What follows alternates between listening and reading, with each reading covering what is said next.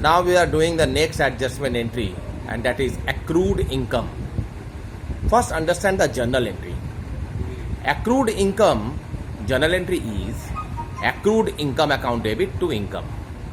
Let the income be rent, then accrued rent account debit to rent account.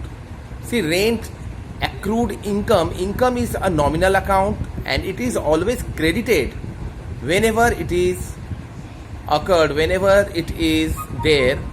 So we credit income, and accrued income being an asset, it is receivable. Some income is receivable, and that's why it is debited.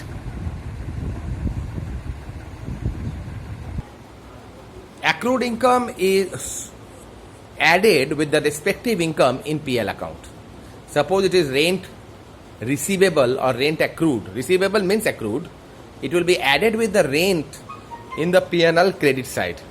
And as it is receivable, so it will be shown in the balance sheet under asset, under current asset. So let's understand this entire thing with an example. Rent receivable accrued rupees 200. Actual rent was suppose 1000 and rent receivable or rent accrued is 200.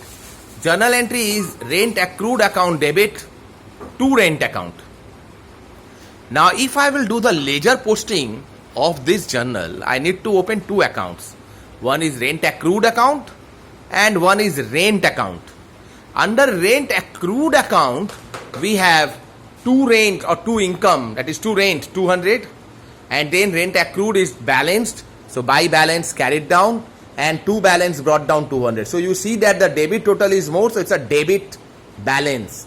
And debit balance will always be shown in the asset side, as you see in the balance sheet.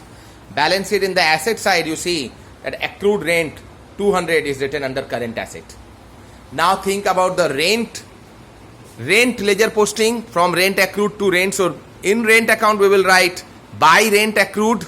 So as we have written by rent accrued 200, and the balance of this rent is to be transferred to the P&L account. So to PL account 200.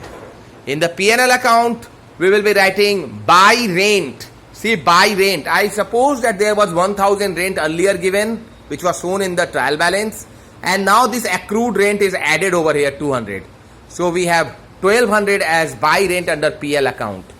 So see, the adjustment accrued rent or receivable is added with the item of PL account credit side and shown in the balance sheet asset side. If the rent is given, if the accrued rent is given in the trial balance, then what to do? Let's understand that.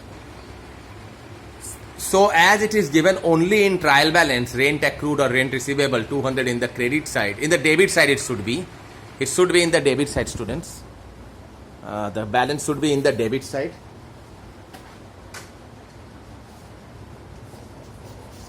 So if it is given in the trial balance debit, rent accrued 200, as it is a debit, rent accrued will be shown in the balance sheet.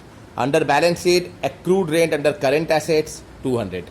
This is the only treatment you will do. You will not show in profit and loss account, because that adjustment at journal entry is already done. That's why after doing that journal entry, it has come in the trial balance. So you don't require to again pass it through PL account. You don't need to close it again. It has been already closed. So that is why rent accrued being an asset is recorded in the balance sheet current asset. Under current asset, accrued rent is written. It is a asset. It is a personal account, you can say. Thank you, students.